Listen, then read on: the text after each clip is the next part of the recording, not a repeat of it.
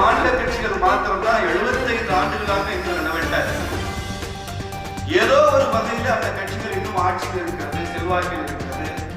அவர்கள் ஒரு narrative set பண்ண முடியுது, அவங்களால மக்கள் மனதில் தாக்கத்தை உருவாக்க முடிகிறது என்றால் ஒன்று காஷ்மீரில் இருக்கிற தேசிய மாநாட்டு கட்சி 75 வருஷமா சுதந்திர காலத்தில், இன்னொன்று தமிழ்நாட்டு திராவிட முன்னேற்ற கழகம்.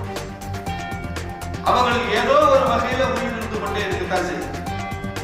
நான் டெல்லியில ஆர்கனைசர் RSS ஆங்கில பத்திரிகையினுடைய எடிட்டரை சந்திக்கும் போது நான் சொன்னேன், திமுக மேல என்ன நமக்கெல்லாம் பெரிய விமர்சனம் என்று அவர் பேசிக் கொண்டிருக்கும் போது கேட்டார். அப்போது மற்ற மாநில கட்சிகள் வேறு, திமுக DMK is not just a regional party, it's totally different culture, different DNA, different genetics. திமுக என்பது இந்திய எதிர்ப்பில் உருவான ஒரு கட்சி. அது DNA இந்திய எதிர்ப்பு.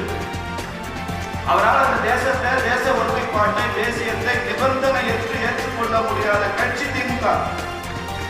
ஏவா வேலூர் ஒரு அமைச்சர் சொன்னார், இந்தியாவா அது எங்க இருக்கு, எங்களுக்கு திராவிடம் தானே தெரியும்னு தமிழ்நாட்டில் ஒரு அமைச்சர் பேசினார். இந்தியா எல்லாம் எங்க இருக்குன்னு கேட்டார். மறுநாள் ஒரு வாரம் கழிச்சு இன்கம் டாக்ஸ் ரெய்டு வந்தது. அப்ப சொன்னார், இந்திய அரசு இப்படி செய்யலாமான்னு கேட்டார். ஒரு ரெய்டு வந்தோடனே இந்திய அரசு எங்க இருக்கிறது அவருக்கு தெரிகிறது. அது வரைக்கும் இந்தியானா தெரியல, இத்தனை வருஷம் அரசியல் அவருக்கு தெரியவில்லை.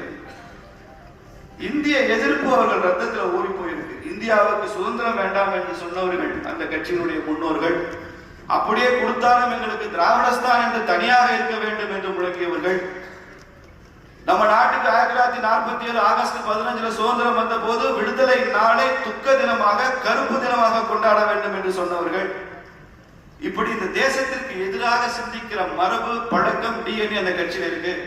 இது மற்ற மாநிலங்களில் இருக்கிற கட்சிகளுக்கு அப்படி இல்லை. பக்கத்து மாநிலங்களில் இருக்கிற கட்சிகளும் அப்படி கிடையாது. இயற்கையிலேயே அவர்கள் கடவுளுக்கு எதிரான கொள்கை, தெய்வ நிந்தனை செய்கிற கட்சியாக இருக்கிறது.